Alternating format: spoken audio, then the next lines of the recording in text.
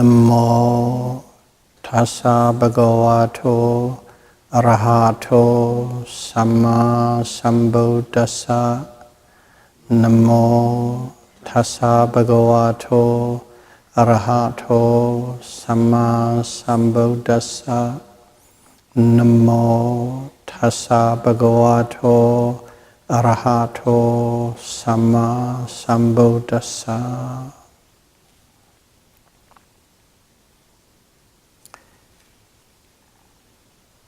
Series A, Dhamma Talk number 35. We'll be discussing about mental concentration, samadhi, today.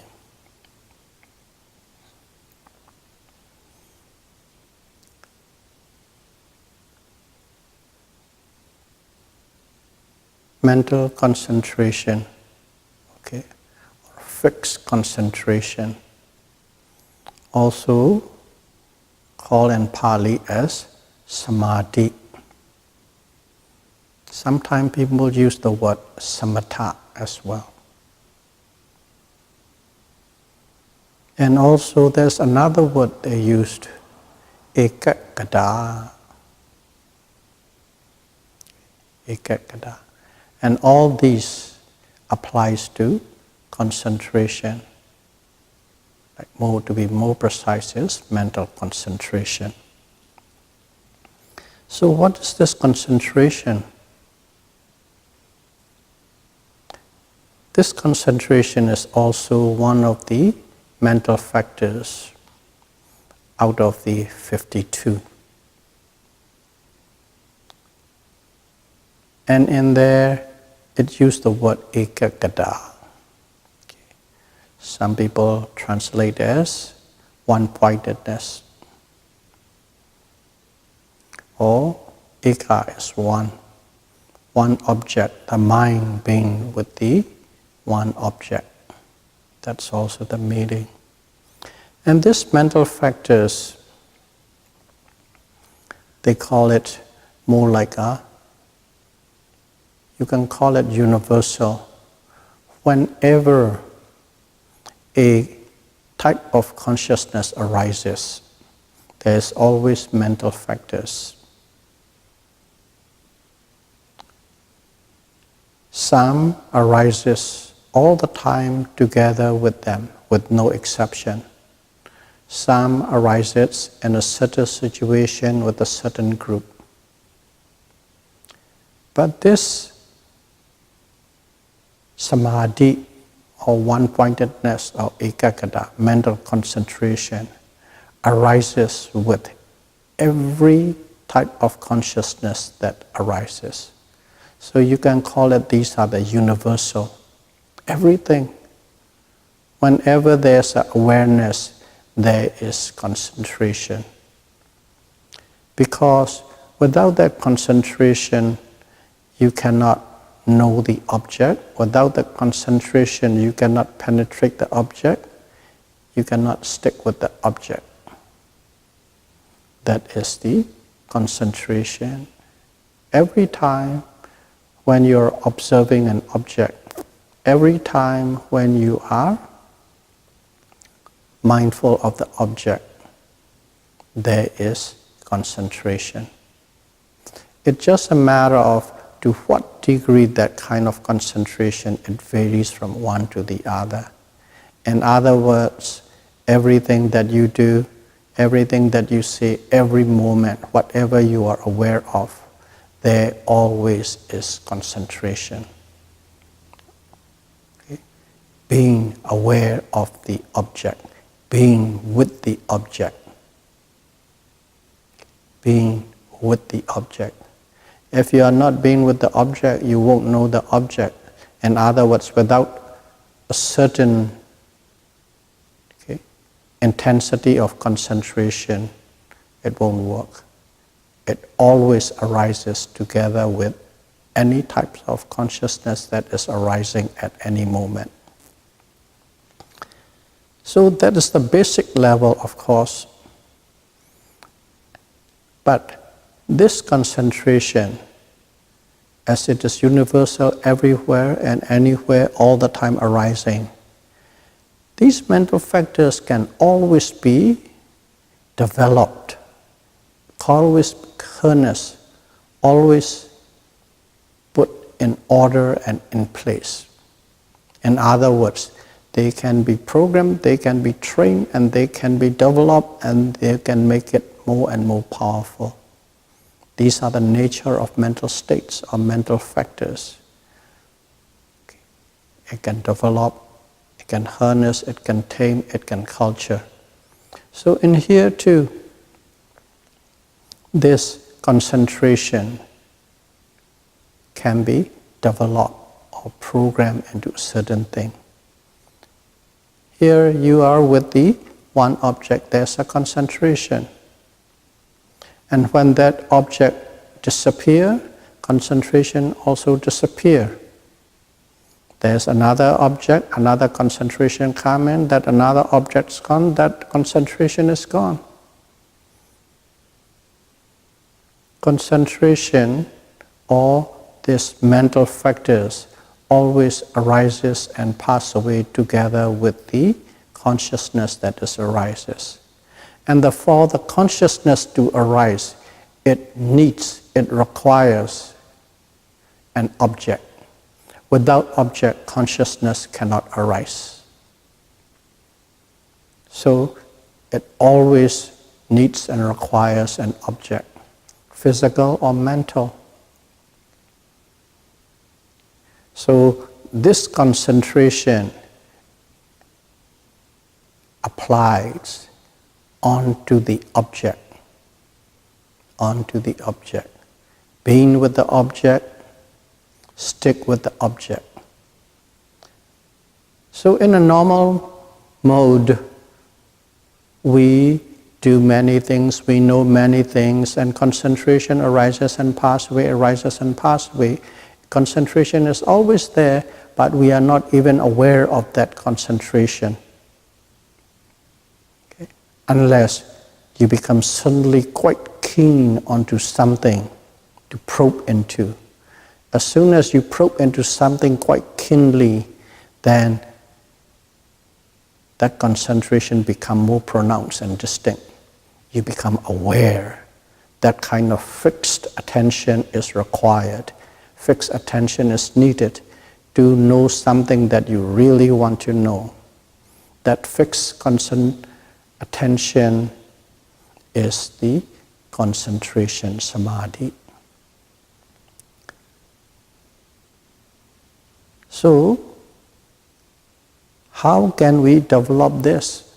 First and foremost is you give a special attention to a situation or condition, that concentration power increased it. And as we say, the object arises and passes away, the mind arises and passes away, which means the concentration arises and passes away. To develop concentration, you have to put it in such a way you observe the same object again and again and again. Okay? If you jump from one object to the other, one object to the other, one object to the other, that concentration cannot develop to the higher level or higher degree of strength. But when you apply that attention repeatedly, picking up one object and you apply repeatedly again and again, pay special attention to that object. Okay? Direct your mind to that object repeatedly, then that concentration increased, the power of the concentration increased. Okay.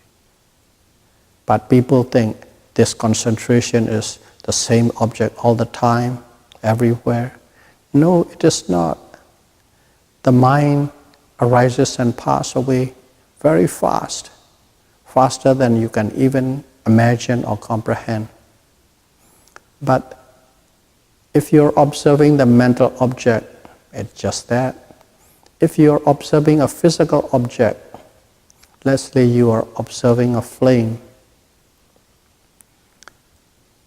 For one material unit to arise and pass away, you need 17 mental units to arise and pass away. So before this one material unit arise and pass away, you can observe that 17 times. But at the same time, the flame, we know the flame is not the same, but in a still room with no air, no breeze, no draft, the flame is very still, as if it is there, the same thing. But it is simply arising and pass away, arising and pass away. When you pick up that kind of what appears to be steady and constant material, and you apply your mind again and again and again and again, with force and with energy, to be with that object, ekagata, to become one-pointed at the object, then your concentration power becomes very strong. That is how you develop this mental state called samadhi. Samadhi is a mental state. That's how you can develop it, train it, make it powerful,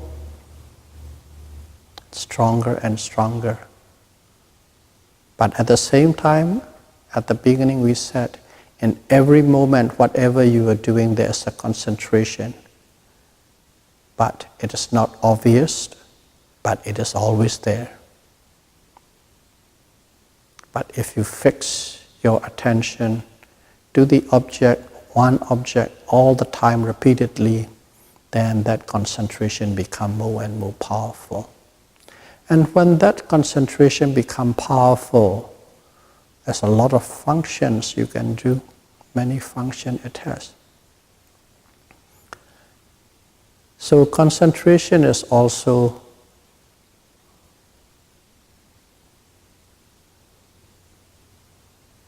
neither neutral or neither wholesome or unwholesome, it is neutral. When it associated with the unwholesomeness, it becomes an unwholesome samadhi or concentration. When you associate with the wholesome nature, it becomes wholesome concentration. But concentration itself is totally neutral. Just like viriya, effort, it is a neutral state. That's why Buddhists give us very specific. He gave us 40 material objects to observe. He doesn't say you can observe anything and everything you want for samatha meditation, concentration meditation. 40 types, because these 40 types of objects that the Buddha gave us to meditate produce wholesome nature. So your concentration becomes wholesome concentration. And of course, in mindfulness, insight meditation, we do not choose any object, whatever object it arises, but the way it observes, the technique it observes, gives you in a certain structure. You are always in a state of neutrality, no favoritism, no prejudice, no likes, no dislike, no fear, no hope. That is how the method, technique is constructed. Because of that, even though we are observing, because of the technique, we observe in a way that the objects become totally inefficient, or it doesn't have power to produce unwholesomeness or wholesomeness because of the technique, because of another mental factor called sati, mindfulness. When you have mindfulness in your observation, everything becomes wholesome, so to speak. Everything becomes neutral. There's no likes, no lobha and no dosa, let's put that way. No greed and no anger. Because of that, it becomes wholesome. Because of the penetrative, mindful observation, you know everything about that object, so it also becomes alobha, moha, which I mean non-delusion. So mindfulness is the technique that changes it to every condition, even though you are observing. Even though you are observing that is a nasty incident that makes you angry, you observe as thinking, angry mind, anger. The technique that changes it, the technique changes the unwholesome into wholesome. The technique changes the wholesome to be more repeatedly wholesome. That's the technique. The key is sati, mindfulness. But we are not discussing mindfulness. We are talking about concentration, samadhi. So in here, we are observing, and if you are doing samatha meditation, concentration meditation, we have the 40 objects that Buddha gave us. We can use that and we can be quite assured and safe. Your unwholesome mind will not arise if you use one of these 40. And if you use mindfulness correctly, no unwholesome mental state can arise. So automatically it's streamlined into it. And this kind of concentration, samadhi, developed through these channels, they become the wholesome, correct, right concentration, samadhi. Okay? Samadhi itself is neither wholesome or unwholesome. When you associate with the unwholesome object, it becomes unwholesome samadhi or unwholesome concentration. When you associate with the wholesome object, it becomes wholesome concentration. And Buddha makes sure that we don't go into the pitfall. He gives us specifically exactly what kind of objects to observe with in our meditation. So you can rest assured we are developing wholesome or samadhi. What is the samadhi? Samadhi is one of the Eightfold Noble Path, or one of the 8 factors of the path. It's the group. So in here, we are developing samadhi. One or the other way. One is the samatha way, concentration way. One is the vipassana way. Okay? Mindfulness from moment to moment, from objects to objects way, 2 ways. So naturally there are 2 types of samadhi, 2 types of wholesome samadhi. One is developed through samatha meditation. So when you are practicing samatha meditation, what do? You choose an object and you apply your mind repeatedly onto this object, which means you are repeatedly applying your effort to be on that object. Whenever you are on that object, whenever you stick with that object, concentration is there, concentration is there, concentration is there. And if you can repeatedly, without break, continuously, constantly, that concentration becomes very powerful to the point that absorbed into the object.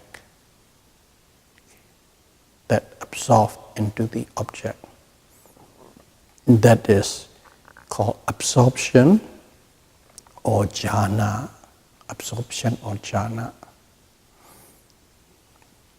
When you are absorbed into the object, nothing exists except that. That becomes your universe.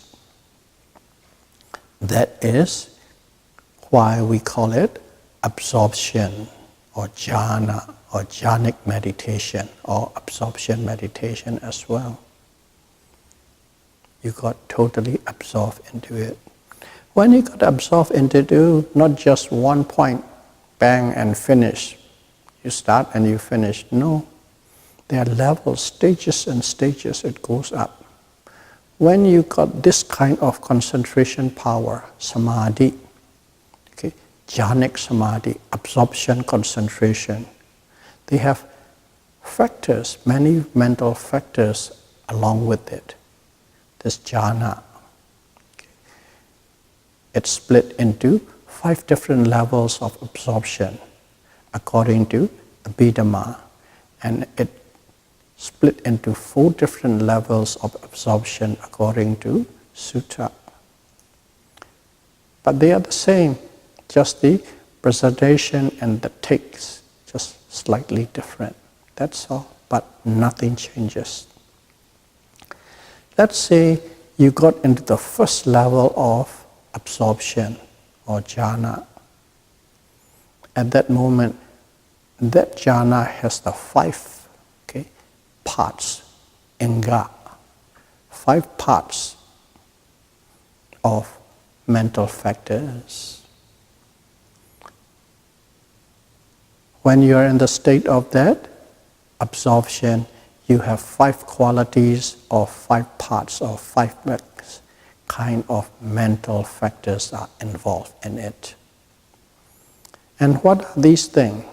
The first one is when you are observing an object, let's say a flame on the candle, you have to direct your mind. You have to direct your mind on the flame. If you don't direct, in other words, if you don't put effort, the mind to be with that flame, the mind will wander away. So you have to put effort to apply it, the mind, the attention towards the flame again and again and again and again. In other words, that is called applied. Okay? Apply thoughts. Vitak. In Pali it's called that. We call it thoughts. It is the process that goes on to put the mind directly towards the flame. That's called applying. Applying the mind, directing the mind. That one is called applied thoughts or directing the mind. That is one factor. Okay, applied thoughts. And then secondly is called visara. Visara is you make sure that your mind stick to that flame, to be with that flame. The first one is just directing. Now once you direct, you go into the mental contact with the flame and you stay with the flame, you stick with the flame. And that is visara. The proper translation is called sustaining thought. The first one is applied thought, second one is sustained thought. You sustain your mind to be with that flame. With that, vichara. And if you can keep that for quite some time, suddenly joy or rapture, very intense, pleasurable interest arises in you, in your mind. Okay. Intense, pleasurable interest arises in you. Okay. To be simple, you have a great goosebumps and you feel great and you feel fantastic. You don't have any object. Before you have to be happy. If you are happy, you have to have a situation or a condition or a person or what you want, what you need fulfill, then the happiness arises. You need an object. And here is no, you just being with that flame. You stick with the flame, you sustain your thoughts with the flame. That's all that it is. It's not that you want the flame or not, you just being with the flame. And at one moment, because When you are sustained with the playing, you do not have much, you don't have greed or anger. Your minds become pure. When the minds become pure, these kind of joy and rapture, pleasurable interest arises. That's called piti, rapture or joy. That is the third factor. And then fourth, yes, that kind of pleasurable is still a little bit gross. Very obvious. Sometimes you actually physically feel goosebumps, manifested into goosebumps. That kind of thing. Sometimes you just felt like you sink into the really nice warm cocoon. But if you keep on sustaining that application, and then sustaining, and then the rupture, it changes into another thing. It's called tranquility. Tranquility, it changes into tranquility. When it changes into tranquility, this kind of feeling, the gross nature of all the little goodies that you are experiencing, subside, and it becomes very subtle and very minute. So subtle that there is no more agitation, no more grossful nature in your mind at all. So subtle, so calm. The vibration is super small that you can't feel it. There's no more restlessness, no more worries. You are in peace and calm.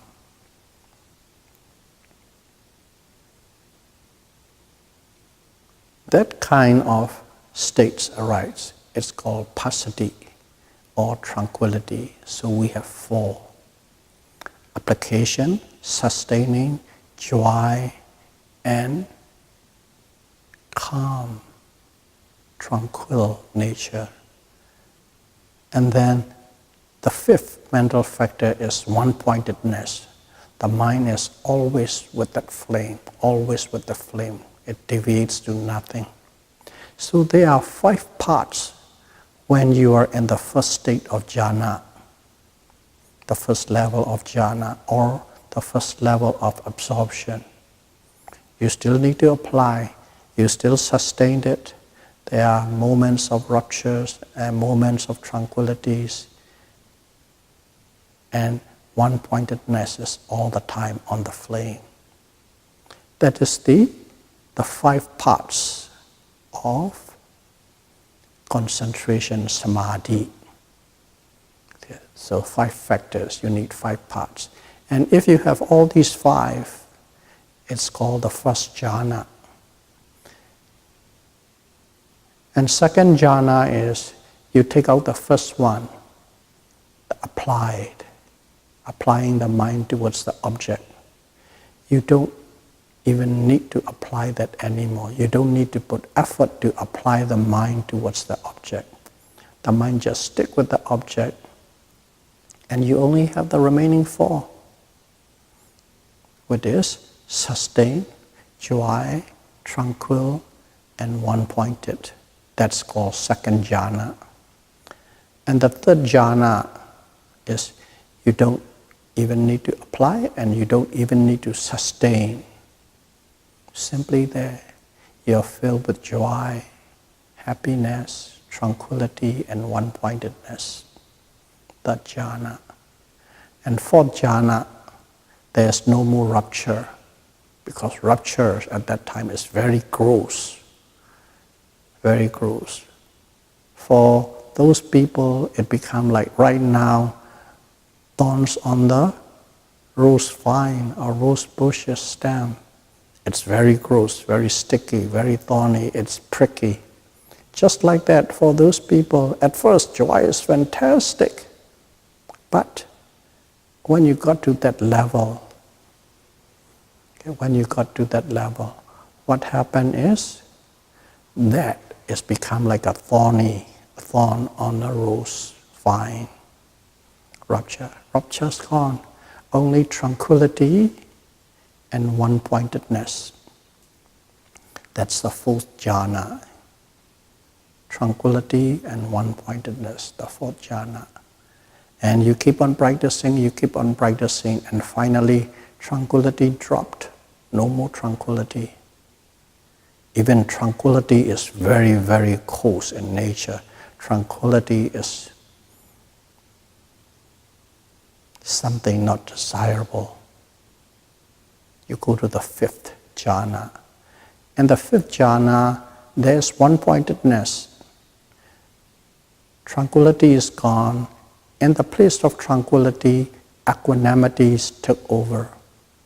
So in the fifth jhana, this is the equanimity and one-pointedness. That is the fifth jhana, the highest. And this those are the 5 mental factors of samatha or samadhi concentration. And each level there's a certain associates, and the highest level, the fifth, is equanimity and one-pointedness. You're with the flame and you are totally equanimous towards the flame. That is according to Abhidhamma. And according to Sutra is only 4 jhana. Nothing changes much. In the first jhana you have all those 5. And the first jhana and the second jhana, you don't have the first 2. Applied thoughts and sustained thought. Application and sustaining is gone. That's the second. And of course the third one is rupture is gone. And then the fourth one is tranquility is gone and equanimity liberates. Everything the same, but on the sutra, on the discourses side, okay, when you go to the second jhana, the first 2 mental factors, applied and sustained, is eliminated together. But they are the same.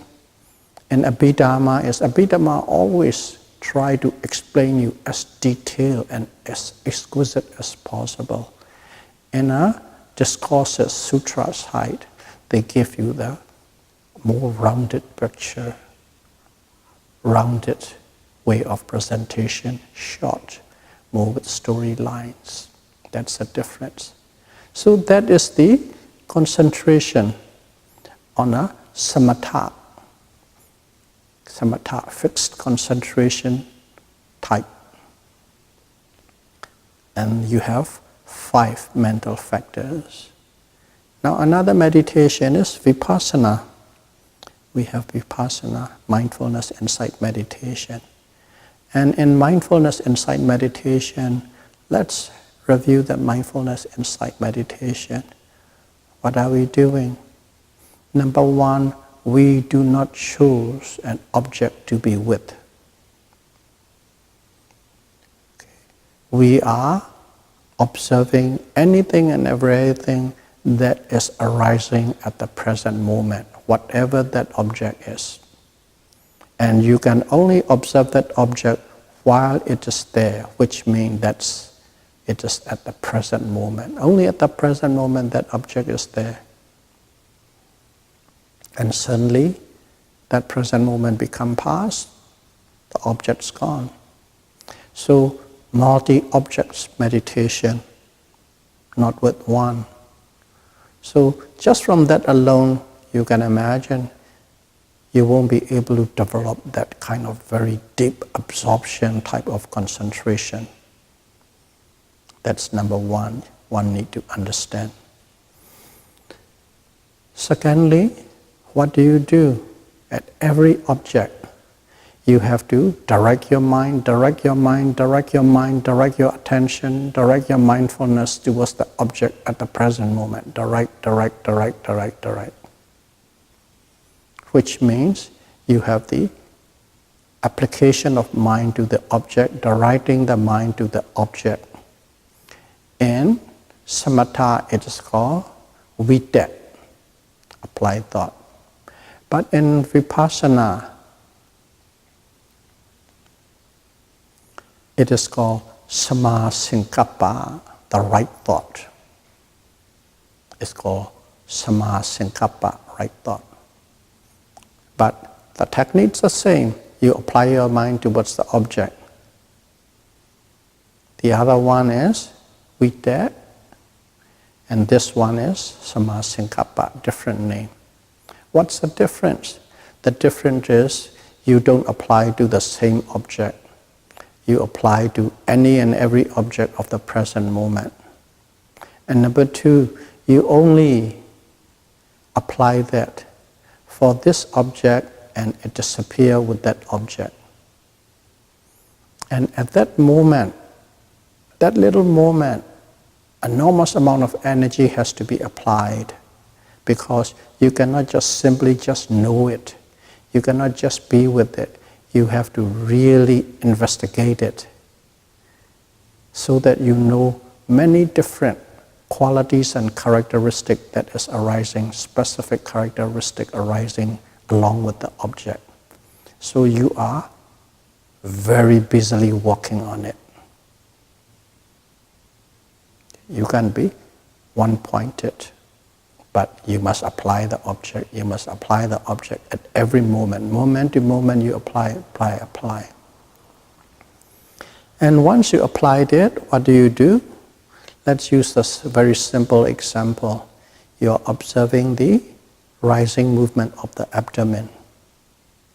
Okay. First of all, it starts moving up, or rise, and finally stop. So there's the beginning, there's the different stages going on, that's the end. And your mind has to be with that object. The moment it comes into the field of attention, and the period it's sustaining in that carrying on this field of attention, and finally it disappears from this field of attention. You must stay every nanosecond, every movement, every increments of movements or increment of pressure, you must be with it. That means you are sustaining your mind on that object. How long? From the beginning to the end of that object. The same thing, from the beginning to the end of the falling. And when there's a blank, to the sensation of the touching. Just touch, okay, we can say just touch. If you are really observing, sometime that touch suddenly change into vibration of various degrees. In other words, whenever an object is come into your field of attention, from the beginning, the moment it comes in, the moment it goes out, you must be continuously observing. That is called sustained thought. The first one is applying, okay? Applied thoughts or samasinkappa. Applied thought is there, sustained thought is there. 2. And then of course, if you can develop to a certain level of consistent observation without a break and a gap, you also have these joys and raptures. Joys and raptures. But this meditation is what? When the joys come, you don't stick with the joy, you don't stay with the joy. You don't hang on to the joy, you simply know this is joy. Joyful, joyful. Happy, happy. Comfortable, comfortable. You observe, you observe, you observe. You observe to the point of they disappear. In other words, you don't hang in, you don't hang out with that rupture. The rupture comes, you observe, and if you can observe and if you can let it go, there's no more rupture, gone. And then tranquility, this peace, calm, tranquil, serene situation also arise. But the method say, tranquil, tranquil, calm, calm, peace, peace. Not just simply reciting, know that it is. And when you deeply know this is the peace, mental factor is in operation, calm mental factor is in operation. When you have the ardent energy, suddenly you see the beginning and the end, beginning and the end, and gone. And also, it doesn't go into the absorption because you are changing from one object to the other, one object to the other. So there are joy Vipassana meditator will experience, but the method, the way it is structured is, you just see their nature, that's all. You don't hang in and you don't get married to that joy, you don't get married to the happiness, you don't get married to that tranquility. You simply see and know their nature. Because of that, these rupture and tranquility and absorb into one-pointedness.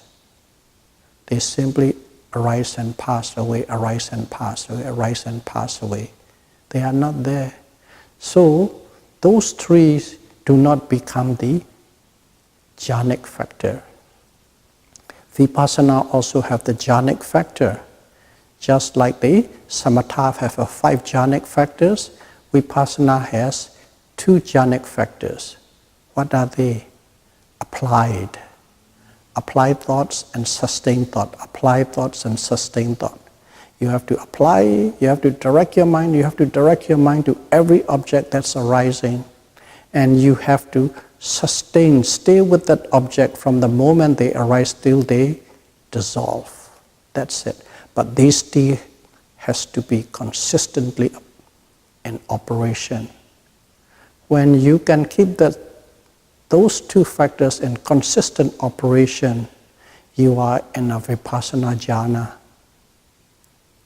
Those are the 2 Vipassana jhanic factors, and if you can keep these 2 constantly from object to object to object, you have attained the Vipassana jhana. You can call it Vipassana absorption for lack of a better word. So that is concentration. Now we know in a samatha meditation what kind of concentration and what kind of mental factors are involved, and in Vipassana meditation what kind of jhanic factors or mental factors are involved. Based on the technique that is applied, it changes from 5 to 2. So that is Vipassana jhana or Vipassana concentration. They only last for a moment, and moment to moment to moment to moment. But if your mindfulness is always in contact with the object that is arising all the time without a beat missing, that jhanic factor is very strong, which means your concentration, Vipassana concentration is very strong. So when it is strong, what happens? You can actually see, experience and sense the true nature of mind and matter. That's in Vipassana. Okay, so what about samatha? Samatha, you have these powerful absorption, concentration, and these things first and foremost give you tranquility and serenity and calm like no others that you have ever experienced. And from there you can develop into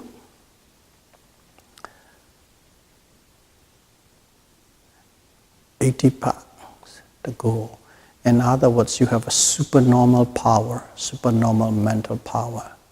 All kind of psychical power that you can imagine, you can develop into that channel, that concentration, absorption into those things. You also have they call it Deva Sakhu, which are let's call it angel eyes, the eyes of Deva. You can see things in near, you can see things in the far places. You can see from here to the other side of the world, whoever, whatever that you incline your mind to. They are not automatically you are seeing everything. You have to incline your mind to see that. And also, Dipa, okay, for the ear, celestial ear. You can hear noises, voices from far. In other words, you can have a television, audio, visual from anywhere in the world. And here, they can even extend it into galaxy. But you have to incline your mind. So, hearing, seeing, and also the fourth kind of power, supernormal power, is you can read other people's thought, what is happening. And also, of course, depending on the level, you can get the gist in summary or you can go in details. Depends. That's number 4 power. And number 5 power is you can see, depending on how you are, what you are, your past life. You can go back to past life and see what I manifested at in last life, and the life before, the life before, the life before. You can go back trace and you can see the history of your life system. Those are the 5 kind of powers one can develop through the absorption concentration or jhanic concentration. So that is the benefit, you can say. And Vipassana is, you can see with this Vipassana concentration the true nature of mind and matter. And as you already know, once you know the true nature of mind and matter, you understand the true nature of self. And when you understand the true nature of self is really non-self, your perception of the world changes in every aspect that you have never ever think that you could. And from that understanding, you or other living beings benefits a lot from your actions, physical, verbal, mental actions. And of course, eventually, you are totally uprooted and released and free from all kind of suffering. Suffering exists in this universe, but you do not take as suffering anymore. If you do not take as suffering anymore, you don't suffer anymore. Suffering cannot inflict pain, physical or mental pain upon you. That's your personal level. So it benefits you and it benefits all others. That is where the concentration, Vipassana concentration, will take you to the eventual final goal. So may all of you be able to practice Satipatthana Vipassana meditation and attain a Vipassana jhana and see the true nature of mind and matter as it really is, and attain Nibbana, the end of all form of suffering, as soon as possible. Sadhu, sadhu, sadhu. Buddham pujami.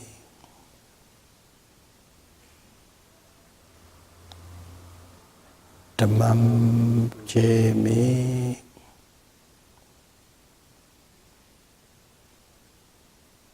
Sangham pujami.